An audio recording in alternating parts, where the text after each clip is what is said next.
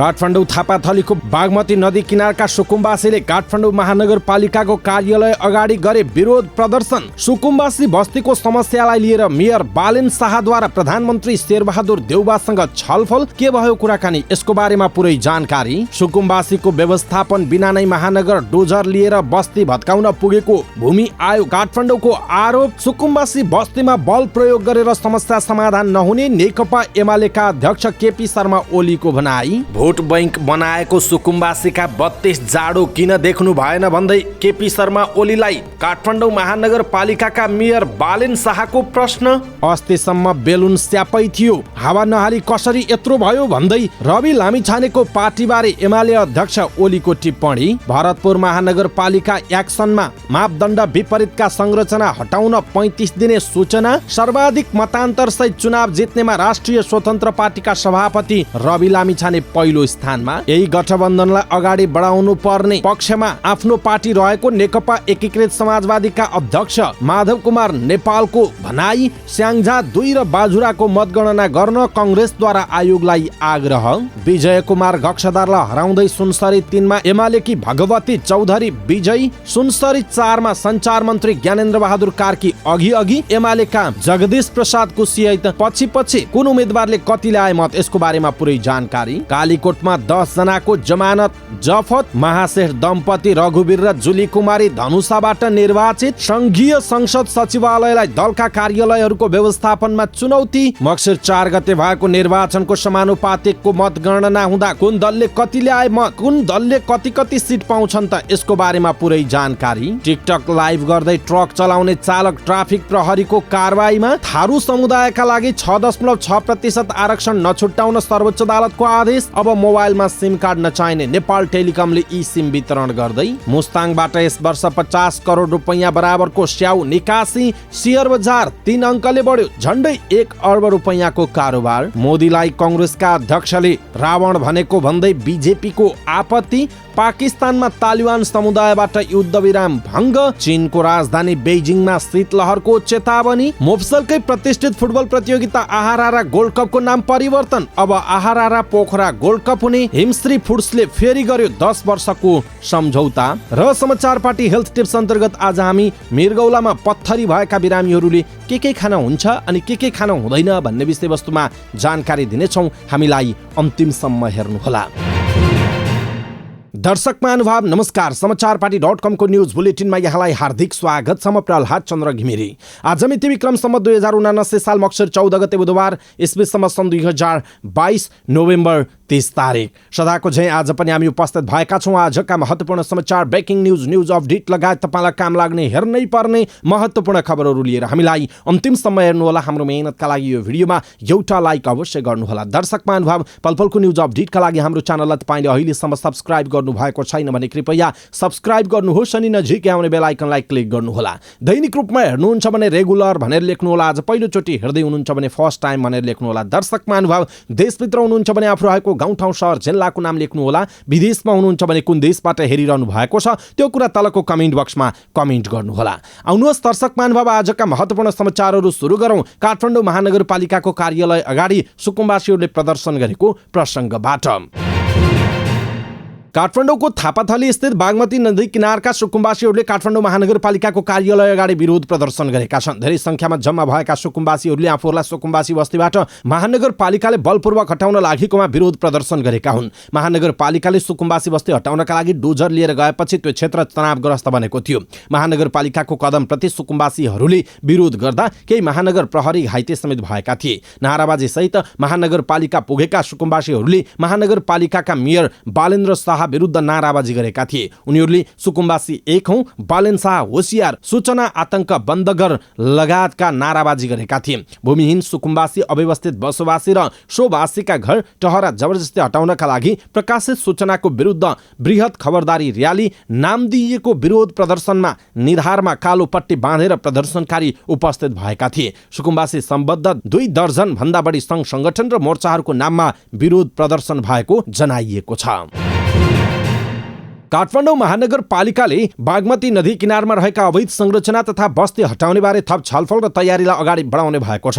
महानगरपालिकाका मेयर बालेन शाहले आवश्यक छलफल थाल्नु भएको छ। महानगरपालिकाले संरचना हटाउन जाँदा भएको अवस्थाप्रति मेयर शाहले प्रधानमन्त्री शेरबहादुर देउवालाई भेटेर यसबारेमा छलफल समेत गर्नुभयो। थापाथली बस्तीमा महानगर र अधिकार सम्पन्न बागमती सभ्यता एकीकृत विकास समितिले संरचना हटाउन खोजेपछि तनाव भएको थियो। महानगरले नगर प्रहरी र डोजरले बस्ती हटाउन खोजेपछि सुकुम्बासीले घरेलु हतियारसहित ढुङ्गामुढा समेत गरेका थिए। सुकुम्बासी बागमती बस्तीका बासिन्दा रातभर पनि जागराम बसे। यसअघि बागमती सभ्यता एकीकृत विकास समितिले बागमती सुकुम्बासी बस्ती हटाउन कार्तिक 24 गते सूचना निकालेको थियो। तोकिएको समय 10 दिनभित्र स्थानीयले अवैध संरचना नहटाएपछि महानगर प्रहरी र डोजर सहित सुकुम्बासी बस्तीमा पुगेको थियो। महानगरका सहप्रवक्ता महेश कुमार काफ्लेका अनुसार महानगरको नीति अनुसार नै अगाडि बढ्ने र यसबारेमा थप छलफल गर्ने तयारी भएको जानकारी दिनुभयो। राष्ट्रिय भूमि आयोग जिल्ला काठमाडौँले सुकुम्बासीको उचित व्यवस्थापन बिना नै काठमाडौँ महानगरपालिका डोजर लिएर बस्ती भत्काउन पुगेको आरोप लगाएको छ। सबैको कुरा सुन्दा र बुझ्दा महानगरपालिका नै एकलौटी रूपमा अगाडि बढेको पाइएको आयोगको भनाइ छ।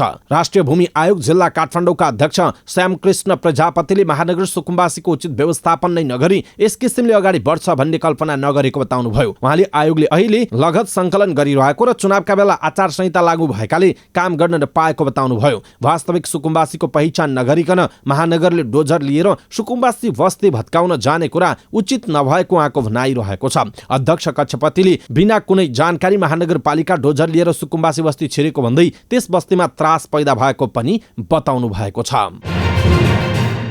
नेकपा एमालेका अध्यक्ष केपी शर्मा ओलीले बागमती किनारमा रहेको सुकुम्बासी बस्तीमा राज्य पक्षबाट नै डोजर आतंक फैलाउने काम गरिएको भन्दै आपत्ति जनाउनु भएको छ। सुकुम्बासी बस्तीमा रहेका गरिब नागरिकलाई शत्रुको रूपमा व्यवहार गर्दै बल प्रयोग गरेर उनीहरूलाई पराजित गर्ने तमासा नदेखाउन पनि राज्य पक्षलाई उहाँले सचेत गराउनुभयो। ललितपुरमा रहेको पार्टी केन्द्रीय कार्यालयमा आयोजित कार्यक्रममा बोल्दै अध्यक्ष ओलीले सुकुम्बासी समस्या समाधानका लागि गठन गरिएको आयोगले त्यो समस्या समाधान गर्नुपर्नेमा अन्यथा किन गरिएको भनी प्रश्न समेत गर्नुभयो। उहाँले त्यो बस्तीको समस्या समाधानका लागि लोकतान्त्रिक संस्कार अनुसार अगाडि बढ्न पनि काठमाडौँ महानगरपालिका र सरकारको गम्भीर ध्यानाकर्षण पनि गराउनु भएको छ।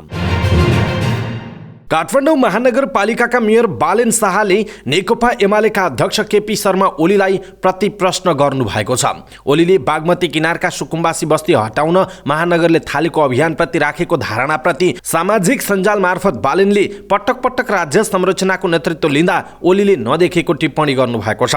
तपाईबाट नै यस्तो धारणा आउनु सामान्य विषय हो, किनभने 2047 यता 14 वटा आयोग गठन हुँदा पनि काठमाडौँको सुकुम्बासी समस्या समाधान गर्न सक्नु भएन बालेनले लेखेका छन्। मन्त्री र पटक पटक त्यो पनि 2/3 सरकारको प्रधानमन्त्रीसम्म हुनुभयो, तर सुकुम्बासीले भोगेको 32 वटा जाडो देख्नु भएन। सुकुम्बासीहरू तपाईँका लागि भोट बैंक मात्र रहे, बरु तिनलाई गोठी आन्दोलन जस्ता आफ्नो स्वार्थ विपरीतका कुराहरूमा प्रयोग गर्नुभयो, त्यो पनि राजनीतिक स्वार्थवश भनेर लेख्नु भएको छ।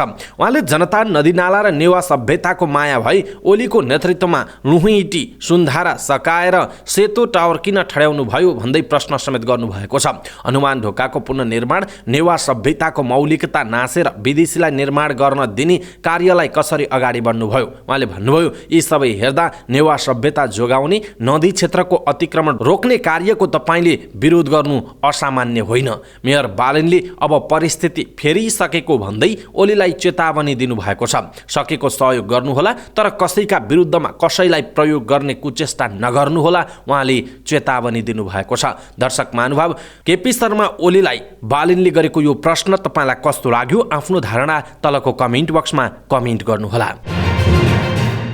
यसैबीच नेकपा एमालेका अध्यक्ष केपी शर्मा ओलीले रवि लामिछाने नेतृत्वको राष्ट्रिय स्वतन्त्र पार्टीको नाममा नै आलोचना गर्नुभएको छ। अमेरिकामा रहेको फ्रिडम पार्टी र त्यसको चुनाव चिन्ह घण्टीकै झलक दिने गरी लामिछानेले आफ्नो पार्टीको नाम राखेको भन्दै अध्यक्ष ओलीले आलोचना गर्नुभयो। उहाँले संयोग नै भए पनि यसले देशको संस्कृति र पहिचानलाई मेटाउन बल पुग्ने जिकिर गर्दै चिन्ता समेत व्यक्त गर्नुभयो। पार्टी निकट राष्ट्रिय जनसांस्कृतिक महासंघ नेपालले आयोजना गरेको कार्यक्रममा बोल्दै उहाँले लामिछाने नेतृत्वको राष्ट्रिय स्वतन्त्र पार्टीको नाम र झण्डा तथा अमेरिकाको फ्रिडम पार्टीको नाम र झण्डा फोटोकपीको रूपमा आएको उल्लेख गर्दै त्यसले नेपालको संस्कृति र पहिचानलाई मेटाउन बल पुग्ने बताउनुभयो। ओलीले अर्काको नक्कल गर्ने, अरूको इतिहास पढ्ने र सुन्ने यस खालको गतिविधिले नेपालको गर्व गर्न लायक इतिहासलाई बिर्साउने खतरा रहेको पनि उहाँले भन्नुभएको छ। हामीले आफैलाई बिर्स्यौं, आफूप्रति गर्व गर्न छाड्यौं, आफ्नो संस्कृति र पहिचान मेटाउन लाग्यो, दुरुस्तै अर्काको नक्कल गर्न थाल्यो। संयोग नै भन्नु पर्ला, अमेरिकामा एउटा फ्रिडम पार्टी छ, त्यसको चुनाव चिन्ह पनि घण्टी छ। संयोग नै होला, दुरुस्तै खालको घण्टी यहाँ पनि आएको छ। अस्तिसम्म स्याप्पै थियो त्यो बेलुन, तर हावा नहाली कसरी भयो यत्रो? केही त होला, त्यतातिर पनि नजाउँ। मैले खालि हाम्रो संस्कृति, हाम्रो पहिचान रक्षा गरेर मात्र हाम्रो पहिचानलाई कायम गर्न सकिन्छ भन्न खोजेको हुँ, उहाँको भनाइ छ।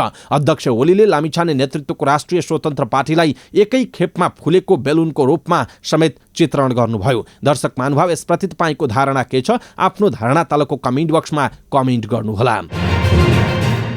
नेकपा एमालेका अध्यक्ष केपी शर्मा ओलीले प्रतिनिधि सभा र प्रदेश सभा चुनाव जस्तो नभएको जिकिर गर्नुभएको छ। चुनावमा शान्तिपूर्ण वातावरणमा जनताले आफ्नो मत दिनुपर्नेमा सरकारले आतंकको वातावरण सृजना गरी जनताको अभिमतलाई आफ्नो पक्षमा पारेको उहाँको आरोप छ।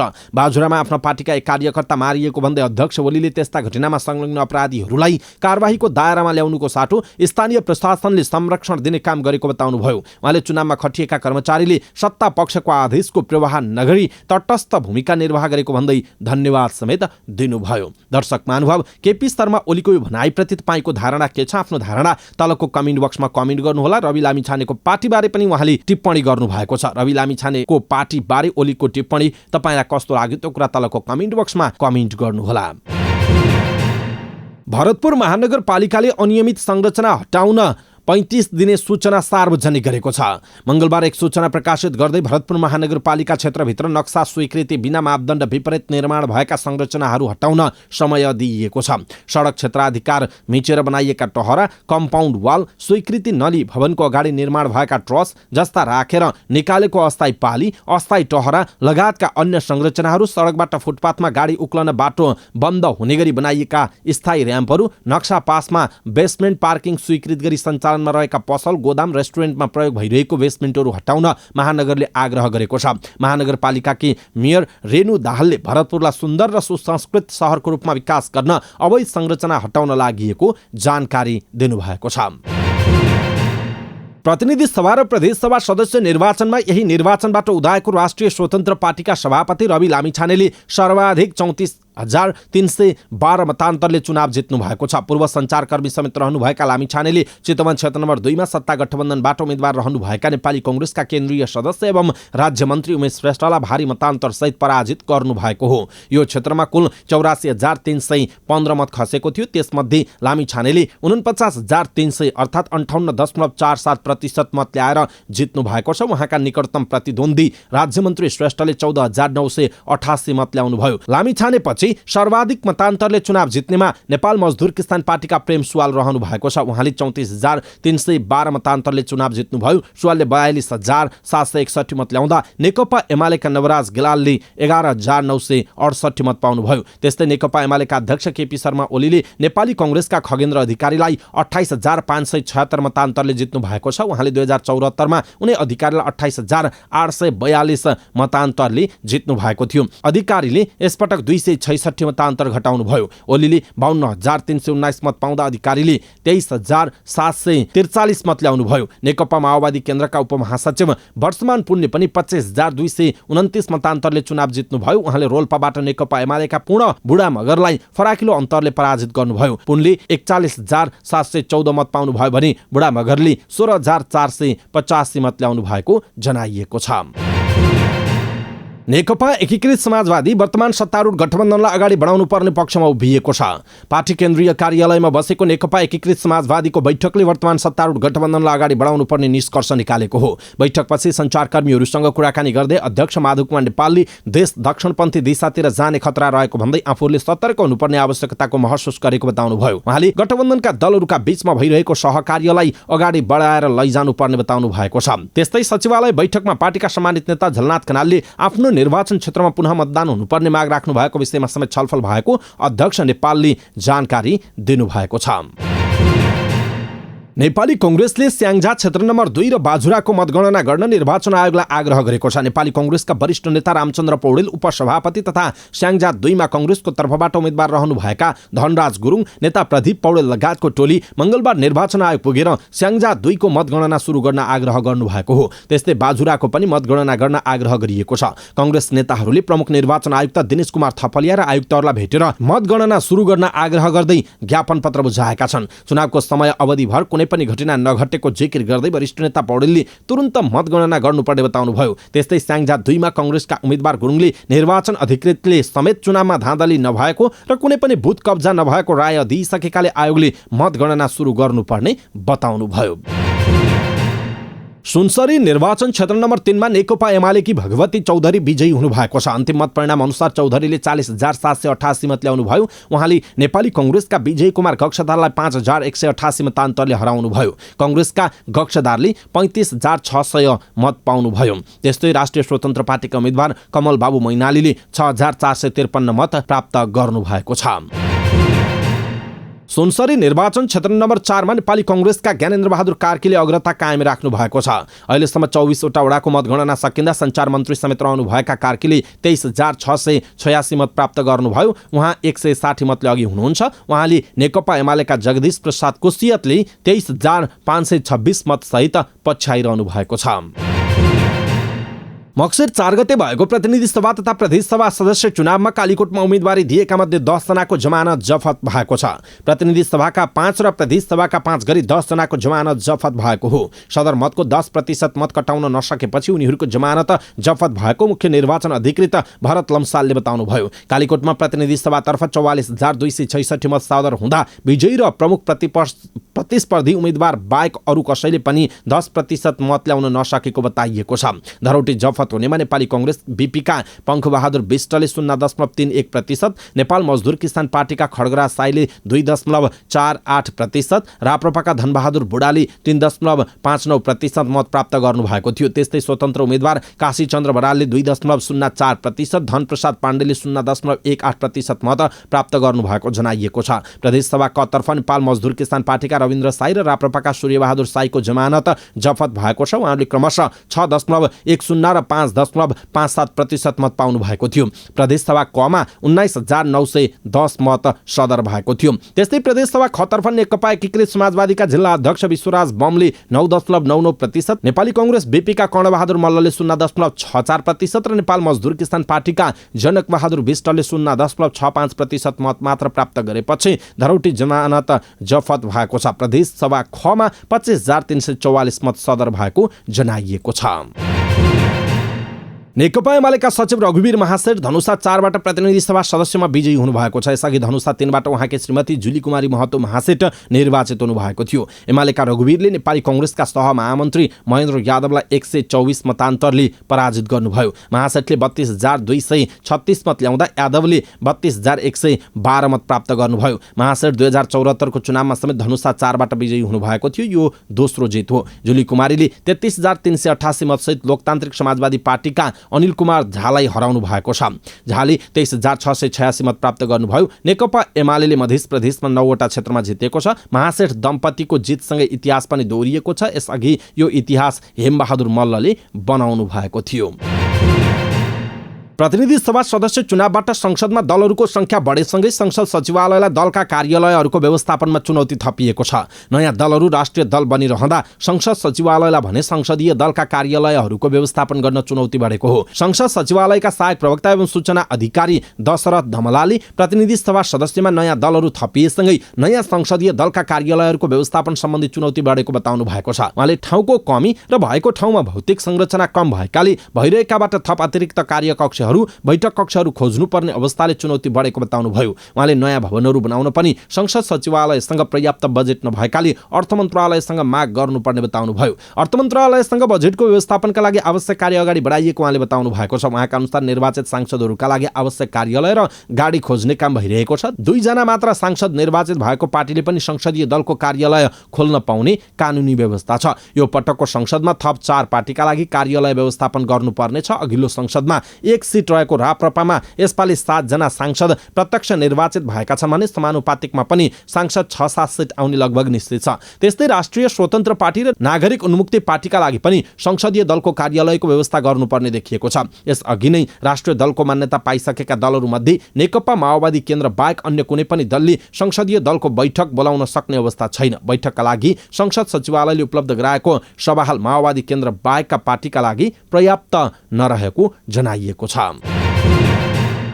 जनमत पार्टीले 3% थ्रेसहोल्ड कटाएर समानुपातिकमा आफ्नो हिस्सा सुरक्षित गरेपछि प्रमुख दलहरूको समानुपातिक सिट केही घट्ने देखिएको छ। यो समाचार तयार पार्दासम्म 98,21,000 सदर मत गणना भइसकेको छ। त्यसमा नेकपा एमाले 26,46,000 मत पाएको छ। निर्वाचन आयोगले समानुपातिकको सिट निकाल्न प्रयोग गर्ने सेन्ट लग विधिबाट हिसाब निकाल्दा एमाले 34 सिट पाउँछ। यसअघि जनमत पार्टीले थ्रेसहोल्ड नकटाउँदा उसको 35 सिट रहेको थियो। नेपाली कांग्रेसले समानुपातिक तर्फ 25 लाख मत कटाएको छ। कांग्रेसले अब 32 सिट पाउने भएको छ। जनमतले थ्रेसहोल्ड नकटाउँदासम्म उसले 33 सिट पाउने आकलन रहेको थियो। माओवादी केन्द्रले राष्ट्रिय स्वतन्त्र पार्टी रासपालाई उछिनेर तेस्रो बनेको छ। माओवादी केन्द्रले 11,28,000 मत पाएको छ। रासपाले 10,85,000 मत पाएको छ। यो मत परिणामका आधारमा माओवादी केन्द्र र राष्ट्रिय स्वतन्त्र पार्टीले समान 14 सिट पाउने बताइएको छ।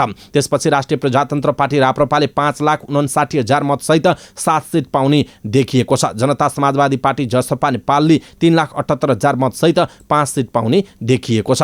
त्यसो त जनमतलाई 4 सिट आएको छ। मंगलबार बिहान जनमत पार्टीले समेत थ्रेसहोल्ड कटाएको छ। उसले 3,36,000 मत पाएको छ। पछिल्लो मत परिणाम अनुसार उसले 4 सिट पाउँछ। 1,08,00,000 मत खसेको अनुमानका आधारमा जनमत पार्टी थ्रेसहोल्डको सीमाबाट सुरक्षित देखिएको छ। एकीकृत समाजवादी थ्रेसहोल्डको सीमा कटाउन प्रयासरत रहेको छ। उसले अहिलेसम्म 2,77,000 मत पाएको छ, जुन कुल सदर मतको 2.82% मात्रै हो। कुल सदरमतको 3% मत नपाउने दलले थ्रेसहोल्ड कटाउँदैन र थ्रेसहोल्ड नकटाउने दलले समानुपातिकमा कुनै हिस्सा नपाउने जनाइएको छ। ट्रक चलाउँदै टिकटक लाइभ गर्ने एकजना चालकलाई ट्राफिक प्रहरीले कारवाही गरेको छ। सोमबार चितवनबाट काठमाडौँका लागि छुटेको प्रदेश 01-006 ख 3176 नम्बरको ट्रकका चालकले टिकटक लाइभ गर्दै गाडी चलाएको भनेर NRB नाम गरेका प्रयोगकर्ताले ट्विटरबाट ट्राफिक प्रहरीलाई उजुरी गरेका थिए। फेसलिङबाट काठमाडौँतर्फ गुडिरहेको अवस्थामा उनले टिकटक लाइभ गरेको र जति बेला पनि दुर्घटना हुन सक्ने उजुरीका आधारमा काठमाडौँ उपत्यका ट्राफिक प्रहरी कार्यालयले ट्रक चालक मनोज कुमार श्रेष्ठलाई कारवाही गरेको हो। ट्रक चालक श्रेष्ठलाई जरिवाना र सचेतना कक्षा समेत दिएको काठमाडौँ उपत्यका ट्राफिक प्रहरी कार्यालयले जनाएको छ। सर्वोच्च अदालतले थारू समुदायका लागि निजामती तथा सरकारी सेवाको विज्ञापनमा 6.6% आरक्षण नछुट्याउन आदेश गरेको छ। न्यायाधीश द्वय प्रकाश मान सिंह राउत र डाक्टर कुमार चुनालको संयुक्त इजलासले आइतबार गरेको आदेशमा गएको कार्तिक 20 गते दिइएको अन्तरिम आदेशलाई निरन्तरता दिन अस्वीकार गर्दै निजामती र सरकारी सेवाको विज्ञापनमा आरक्षण नछुट्याउन आदेश गरेको हो। आदेशमा प्रतिनिधित्व सुनिश्चिततामा विविधतामा क्लस्टर छुट्याइएको पदलाई 100% मान्दा थारू समुदायका लागि 6.6% छुट्याउन नसक्ने उल्लेख छ। प्रधानमन्त्री तथा मन्त्री परिषदको कार्यालयको तर्फबाट सचिव मधुकुमार मरासिनीले थारू कल्याणकारिणी सभाको केन्द्रीय महामन्त्री प्रेमी लाल प्रसाद चौधरी विरुद्धको निवेदन दिनुभएको थियो। थारू समुदायका व्यक्तिले मधेसी तथा आदिवासी जनजाति दुवै क्लस्टरबाट सहभागिता जनाउन पाउने भएकाले प्रतिनिधित्व सुनिश्चिततामा दुविधा नभएको उल्लेख गर्दै अन्तरिम आदेश खारेजीको माग गरिएको थियो। नेपाल टेलिकमले देशभरका सबै दूरसञ्चार कार्यालयबाट इम्बेडेड सिम अर्थात् ई सिम वितरण थालेको छ। यसअघि गएको भदौ 31 गतेदेखि काठमाडौँको सुन्धारामा रहेको ग्राहक सेवा केन्द्रबाट टेलिकमले ई सिम वितरण सुरु गरेको थियो। अब भने देशभरका दूरसञ्चार कार्यालयहरूबाट ई सिम लिन सकिने टेलिकमले जनाएको छ। अहिले भौतिक सिम प्रयोग गरिरहेका कम्पनीका पुराना पोस्टपेड र प्रिपेड ग्राहकहरूले निःशुल्क रूपमा ई सिम लिन सक्नेछन् भने नयाँ पोस्टपेड लिन चाहने ग्राहकलाई अहिलेको बिक्री मूल्यमै ई सिम उपलब्ध गराइने टेलिकमका प्रवक्ता शोभन अधिकारीले जानकारी दिनुभयो। उहाँले मोबाइल साइटमा ई सिम इन्स्टल गर्नका लागि क्युआर कोड मार्फत स्क्यान गर्नुपर्ने र क्युआर कोडको सुविधा भएका मोबाइल सेटमा मात्र ई सिम प्रयोग गर्न सकिने उहाँले जानकारी दिनुभयो। आफ्नो मोबाइल साइटमा ई सिम चल्ने नचल्ने यकिन गर्न *#06# डायल गर्नुपर्छ। ई सिम राखेपछि अहिले राख्दै आएको सिम कार्डलाई मोबाइल फोनमा राख्नु पर्दैन। मुस्ताङबाट यस वर्ष 50 करोड रुपैयाँ बराबरको स्याउ निकासी भएको छ। मुस्ताङमा उत्पादन भएको 6600 मेट्रिक टन मध्ये 70% अथवा 4620 मेट्रिक टन स्याउ निकासी भएको कृषि ज्ञान केन्द्रले जनाएको छ। भदौमा प्रति किलो 100 रुपैयाँका दरले बिक्री भएको मुस्ताङको स्याउको मूल्य मक्सिर पहिलो हप्ता आइपुग्दा प्रति किलो 120 देखि 130 रुपैयाँसम्म भएको छ। सरदर प्रति किलो 110 रुपैयाँका दरले स्याउ बिक्री भएको कृषकहरूले बताएका छन्। जस अनुसार निकासी भएको स्याउको मूल्य 50 करोड 82 लाख रुपैयाँ हुन आउँछ। कृषि ज्ञान केन्द्र मुस्ताङका प्रमुख प्रकाश बस्ताकोटीले गएको वर्षको तुलनामा यसपालि 18.56% स्याउको उत्पादन बढेको बताउनु भएको छ। शेयर बजार मंगलबार सामान्य बढेको छ। सोमबार 15.5 अंकले घटेको शेयर बजार परिसूचक नेप्से मंगलबार 2.99 अंकले बढेर 1953.35 बिन्दुमा पुगेको छ। मंगलबार माइक्रो फाइनान्स, जलविद्युत र विकास बैंक समूहको शेयर बढेको छ भने होटल उत्पादन बैंक र निर्जीवन बीमा समूहको शेयर सामान्य घटेको छ। नेप्से सामान्य बढेको दिन 234 वटा कम्पनीको 25,89,000 किता शेयर 95 करोड 70 लाख रुपैयाँमा कारोबार भएको छ। सबैभन्दा धेरै हिमालयन डिस्टिलरीको 9 करोड 72 लाख रुपैयाँको शेयर किनबेच भएको छ। मंगलबार धौलागिरी लघुवित्त कम्पनीको शेयर 6% र एनसीसी बैंकको शेयर 5% ले बढेको छ। अब अन्तर्राष्ट्रिय समाचार। भारतीय राष्ट्रिय कांग्रेसका अध्यक्ष मल्लिकार्जुन खड्गेले प्रधानमन्त्री नरेन्द्र मोदीलाई लिएर गर्नुभएको टिप्पणीप्रति भारतीय जनता पार्टी बीजेपीले आपत्ति जनाएको छ। बीजेपीले कांग्रेस अध्यक्ष खड्गेको टिप्पणीको जवाफ दिँदै गान्धी परिवारले मोदीलाई घृणा गर्ने गरेको बताएको छ। बीजेपीले कांग्रेसका अध्यक्ष खड्गेले मोदीलाई रावण भनेको दावी गरेको छ। बीजेपी प्रवक्ता सम्बित पात्राले मंगलबार पत्रकार सम्मेलन गर्दै कांग्रेस अध्यक्षले सोनिया गान्धीले भनेको भरमा प्रधानमन्त्री मोदीको अपमान गरेको दावी गरेको उल्लेख गरिएको छ। पाकिस्तानको तालिबान समूहले गएको जुनमा सरकारसँग भएको युद्धविराम फिर्ता लिएको छ। युद्धविराम भङ्ग गरेको तालिबान समूहले आफ्ना लडाकुलाई देशभर आक्रमण गर्न आदेश दिएको छ। सरकारले सम्झौता पालना नगरेको तालिबानको आरोप रहेको समाचार संस्था एएफपीले जनाएको छ। विभिन्न क्षेत्रहरूमा मुजाहिद्दिनहरू विरुद्ध सैन्य कारबाही चलिरहेको हुनाले त्यसका विरुद्ध प्रत्याक्रमण आवश्यक रहेको भन्दै युद्धविराम अन्त्य गरेको तालिबानले विज्ञप्ति मार्फत जनाएको छ।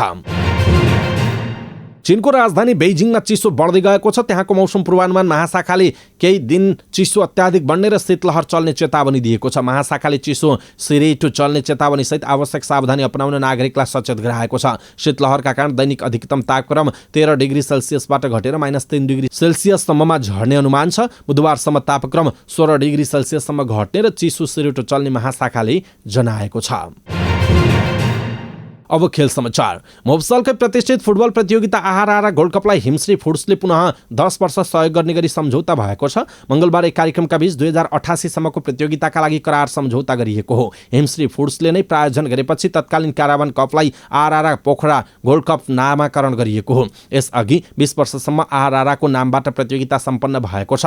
हिमश्री फुड्सले पहिलो 10 वर्ष र दोस्रो 10 वर्षको सम्झौता गरेको थियो। नयाँ सम्झौता अनुसार हिमश्रीले वार्षिक रूपमा आगामी पहिलो 3 वर्ष 18 लाख, दोस्रो 3 वर्ष 21 लाख, तेस्रो 3 वर्ष 24 लाख र 2088 सालमा 27 लाख रुपैयाँका दरले दिनेछ। त्यस्तै प्रतियोगिताको व्यवस्थापकीय कामका लागि अतिरिक्त आन्तरिक खर्च बापत पहिलो प्रत्येक 3 वर्ष एकमुष्ट 4,50,000, दोस्रो प्रत्येक 3 वर्षमा 5,25,000, तेस्रो प्रत्येक 3 वर्षमा 6,25,000 र अन्तिम 2088 सालमा 7 लाख प्रदान गर्नेछ। स्वर्गीय सूर्यबहादुर केसी र उनका परिवारले सहारा क्लबले नै सञ्चालन गरेको सहारा एकाडेमीलाई पनि आर्थिक सहयोग गरिरहेको बताइएको छ। उक्त एकाडेमीको नाम पनि स्वर्गीय सूर्यबहादुर केसी सहारा फुटबल एकाडेमी राखिएको छ। उक्त एकाडेमी सञ्चालन गर्न केसी परिवारले 10 वर्षसम्म वार्षिक रूपमा 15 लाखका दरले सहयोग गर्ने सम्झौता भएको छ। गत 2 वर्षको 30 लाख क्लबले प्राप्त गरिसकेको अध्यक्ष हरिराम गुरुङ सुरजले जानकारी दिनुभयो। समाचार पार्टी न्यूज बुलेटिनमा पालो भएको छ समाचार पार्टी हेल्थ टिप्स। आजको समाचार पार्टी हेल्थ टिप्समा हामीले मृगौलामा पत्थरी भएका बिरामीहरूले के खाने अथवा के नखाने भन्ने विषयवस्तुमा जानकारी दिनेछौँ। हामीलाई अन्तिमसम्म हेर्नुहोला। सबै नेपालीहरूमाझ यो हेल्थ टिप्स पुर्याउनका लागि कृपया आफ्नो फेसबुक, ट्विटर लगायतका सामाजिक सञ्जालमा सेयर गर्नुहोला। यो समाचार बुलेटिन राम्रो लाग्छ भने अरूलाई भनिदिनुहोला, नराम्रो लाग्छ भने हामीलाई कमेन्ट गर्नुहोला, सल्लाह सुझाव दिनुहोला। मृगौलामा हुने पत्थरी स्टोनलाई मेडिकल भाषामा रेनल क्याल्कुलाई भनिन्छ। हिजो आज जीवनशैली र खानपानका कारण मृगौलामा पत्थरी हुनेको संख्या बढ्दो छ।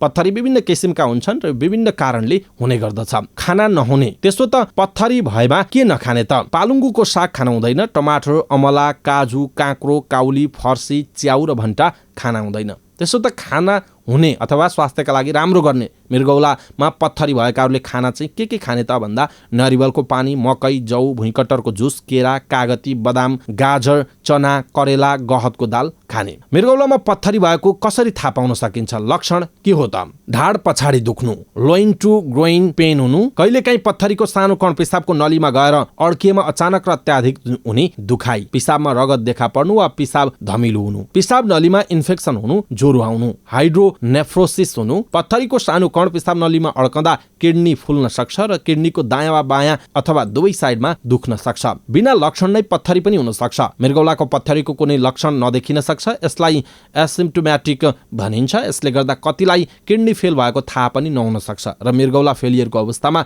बिरामीहरू अस्पताल पुग्न सक्छन्। त्यसकारण ध्यान दिनुपर्छ, बेला बेलामा चेक गर्नुपर्छ। आज हामीले मृगौलामा पत्थरी भएका बिरामीले के खाने के नखाने भन्ने विषयवस्तुमा जानकारी दियौँ। हामीले प्रस्तुत गरेको हेल्थ टिप्स तपाईँलाई कस्तो लाग्यो? आफ्नो कुराहरू तलको कमेन्ट बक्समा कमेन्ट गर्नुहोला। सबै नेपालीहरू माझ पुर्याउनका लागि यो हेल्थ टिप्स आफ्नो फेसबुक, ट्विटर लगायतका सामाजिक सञ्जालमा सेयर गर्न नबिर्सिनुहोला।